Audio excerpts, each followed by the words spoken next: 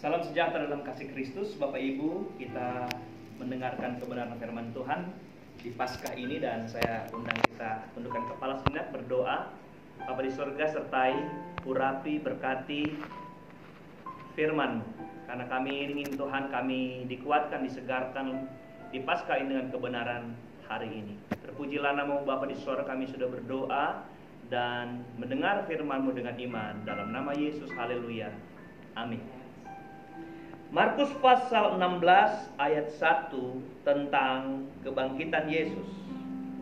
Setelah lewat hari Sabat, Maria Magdalena dan Maria ibu Yakobus serta Salome membeli rempah-rempah untuk pergi ke kubur dan meminyaki Yesus. Dan pagi-pagi benar pada hari pertama minggu itu, setelah matahari terbit, pergilah mereka ke kubur.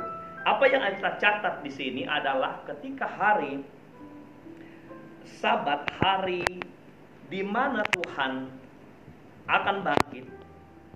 Saudara, Alkitab mencatat ada beberapa orang yang datang ke sana. Mereka adalah Maria Magdalena, Maria ibu Yakobus, dan Salome. Saudara, di sini saya melihat ada ibu-ibu yang datang ke sana. Pertanyaannya adalah, di manakah laki-laki yang lain?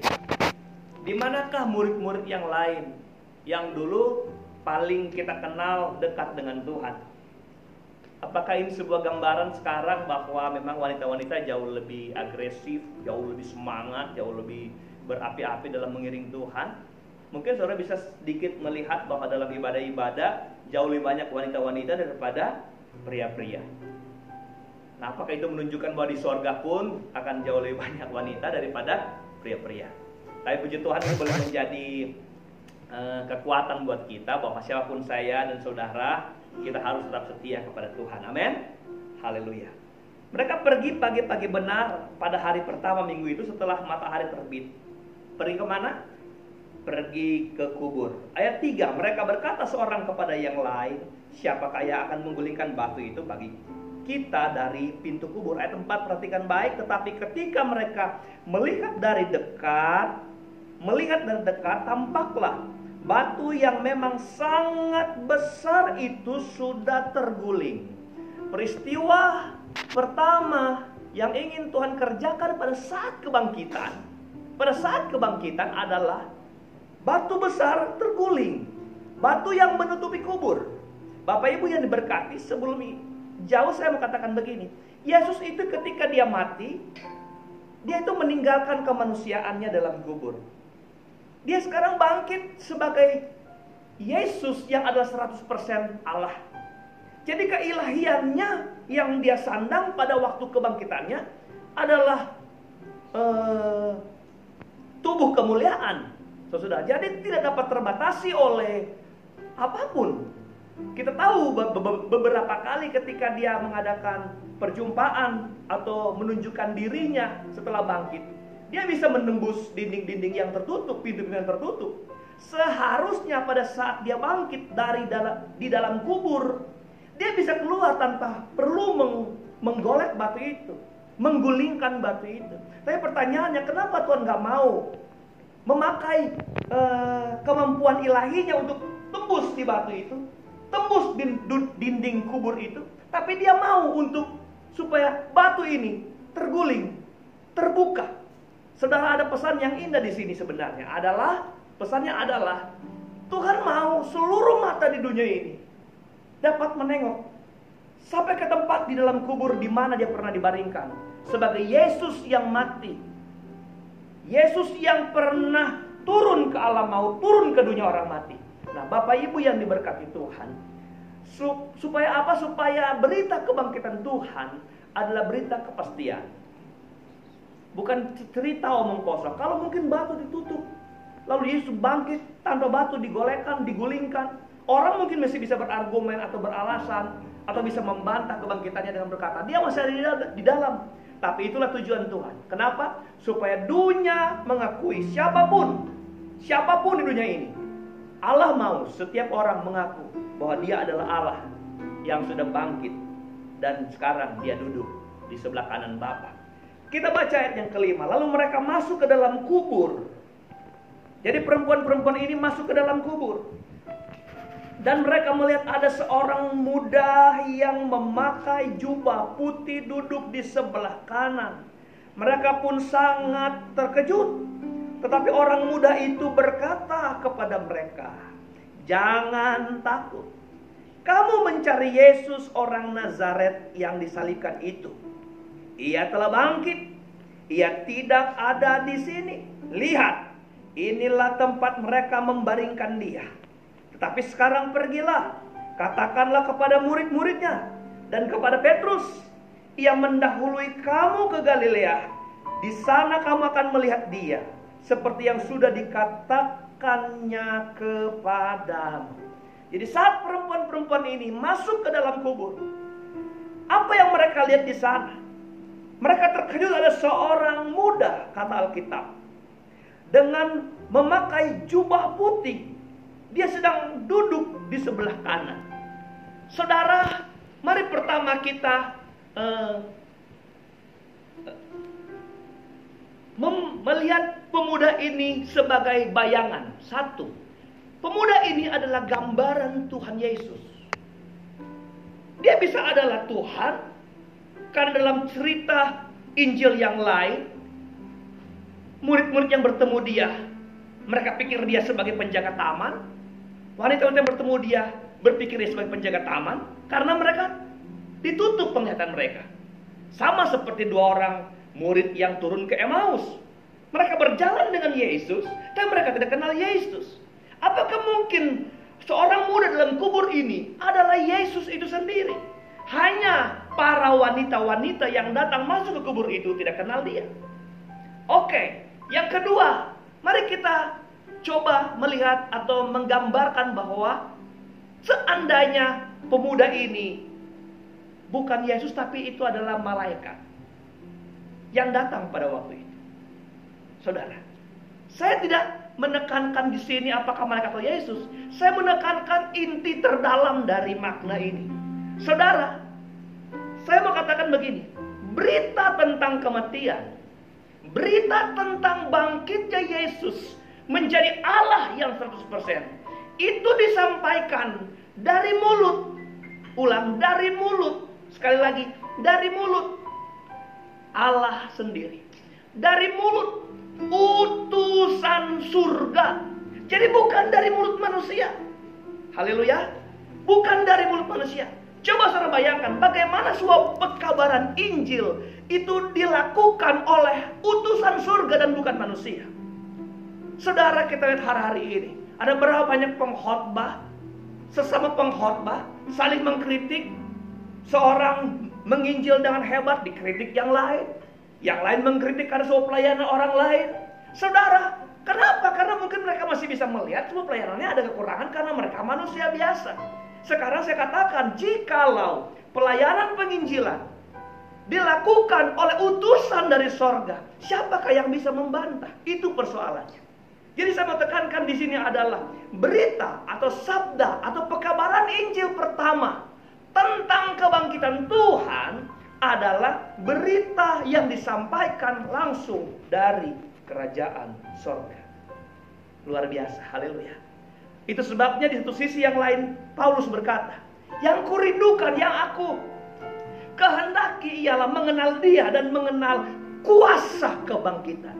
Saudara bisa melihat seri khotbah ini dalam YouTube yang akan disampaikan oleh tim multimedia. Anggap saja ini Bapak Ibu sidang jemaat Obaja sebagai khotbah awal di mana kita punya halangan dalam mengupload khotbah tentang mengenal dia dan kuasa kebangkitannya. Oke? Nah, jadi apa intinya? Intinya adalah jikalau sebuah berita disampaikan oleh orang berkompeten, saudara, maka sepatutnya berita itu harus dipercaya. Amin. Sekarang banyak berita hoax, saudara. Corona menyebar di mana-mana, dikeluarkan sebuah maklumat, undang-undang, siapa yang menyebar hoax, denda atau maksimal masuk penjara, saudara. Kenapa? Karena orang-orang yang tidak berkompeten yang menyampaikan itu. Tapi jikalau disampaikan oleh orang-orang yang berkompeten, dapat dipercaya, dapat dipegang. Sekarang saya mau tanya, kalau yang menyampaikan itu adalah berita atau orang atau utusan dari sorga, siapa yang mau percaya? Jadi sepatutnya orang Kristen yang tidak percaya itu adalah orang yang paling bodoh. Seharusnya dunia ini, siapa saja manusia di dunia ini selayaknya, sepatutnya percaya kepada kebangkitan Tuhan Yesus. Kenapa? Karena dia berita pertama disampaikan oleh utusan surga. Luar biasa, saya mau katakan, percayalah Tuhan sudah bangkit buat hidup saudara dan hidup saya. Amin. Percayalah kalau dia bangkit untuk kita sebagai anak-anaknya, dia tidak akan tinggalkan kita. Penjagaan, pemeliharaan, perlindungan, penyertaan, pemenuhan berkat-berkat Tuhan pasti terjadi. Amin. Karena dia tahu orang-orang yang ditebusnya dengan darahnya di Kalvari adalah orang-orang yang dibayar dengan harga yang mahal. Sebuah pembayaran dengan harga mahal berarti bendanya, barangnya, atau yang dibelinya itu adalah sesuatu yang mahal dan berharga. Haleluya. Nah, di sini Bapak Ibu yang diberkati Tuhan, kita belajar, saya dan saudara ditebus, dan dia meneguhkan dengan kebangkitannya. Itu berarti apa Bapak Ibu? Saya dan saudara adalah orang-orang yang berharga. Amin. Kita lihat bagian selanjutnya dari cerita ini. Ayatnya yang ke-8. Lalu mereka keluar dan lari meninggalkan kubur itu, sebab gentar dan dahsyat menimpa mereka. Jadi pertemuan dengan pemuda itu dahsyat dan menggetarkan mereka. Mereka tidak mengatakan apa-apa kepada siapapun juga karena takut. Dengar baik kalimat ini. Dengan singkat mereka sampaikan semua pesan itu kepada Petrus dan teman-temannya. Sesudah itu Yesus berdiri dengan perantaraan murid-muridnya, memberitakan dari timur ke barat berita yang kudus dan tak terbinasakan. Haleluya. Jadi berita tentang kematian Tuhan, kebangkitan Tuhan adalah satu. Dengar baik-baik. Berita yang kudus dan tak terbinasakan.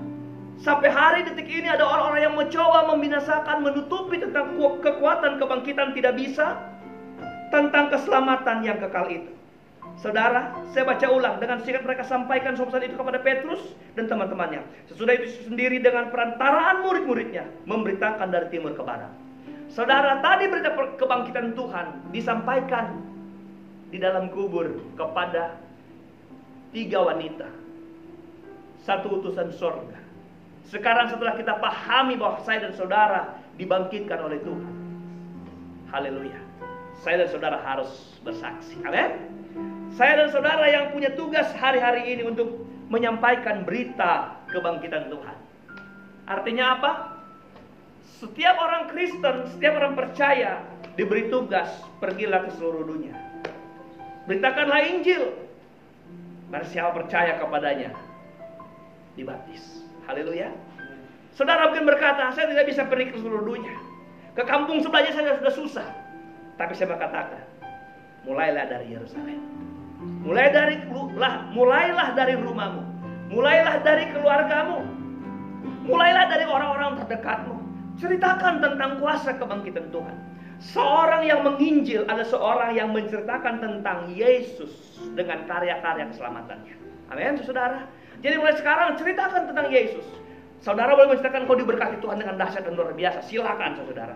Engkau boleh ceritakan bahwa engkau telah mengalami mujizat yang besar karena kesembuhan Tuhan yang hebat yang ternyatakan dalam hidup saudara. Oke, tetapi saudara dengar baik-baik. Injil harus berorientasi kepada Yesus sebagai Tuhan dan sebagai juru selamat. Saya percaya renungan Paskah hari ini boleh menjadi kekuatan. Apa pesan Paskah kepada kita adalah tetap maju. Di tengah sementara orang ketakutan karena Yesus mati, di sementara orang mereka diam dan tidak pernah bergerak untuk dapat melihat kemurahan dan kebaikan Tuhan, saudara harus jadi wanita-wanita yang pagi-pagi buta, di hari pertama mereka datang untuk melihat Yesus. Amin, saudara. Siapapun saudara, kalau saudara berani, saudara pasti akan diberkati Tuhan. Dan kemudian dengar baik, saudara harus percaya bahwa kebangkitan adalah berita dari surga. Berita yang kudus, berita yang tidak terbantahkan. saudara harus percaya bahwa berita ini adalah berita yang benar-benar. Terakhir adalah harus maju dalam Tuhan. Amin. Bersaksi saudara. Saya percaya ada banyak tugas yang Tuhan taruh dalam kita. Dan kita hanya Tuhan bilang, modal kita adalah modal mulut kita. Kita bersaksi tentang anugerah, kemurahan, dan cinta kasih Tuhan. Seorang yang yakin, yang percaya, dia diselamatkan, dia akan bersaksi kepada orang lain untuk menerima keselamatan. Sama seperti dia yang telah diselamatkan oleh Tuhan. Amin. Puji nama Tuhan. Tuhan kiranya memberkati kita semua, memberkati sidang jemaat yang dapat melihat khotbah ini. Tundukkan kepala dan saya mau berdoa di akhir ibadah ini. Haleluya. Kita nyanyikan lagu Karya Terbesar. Yesus, haleluya. Terima kasih Tuhan. Terima kasih Tuhan.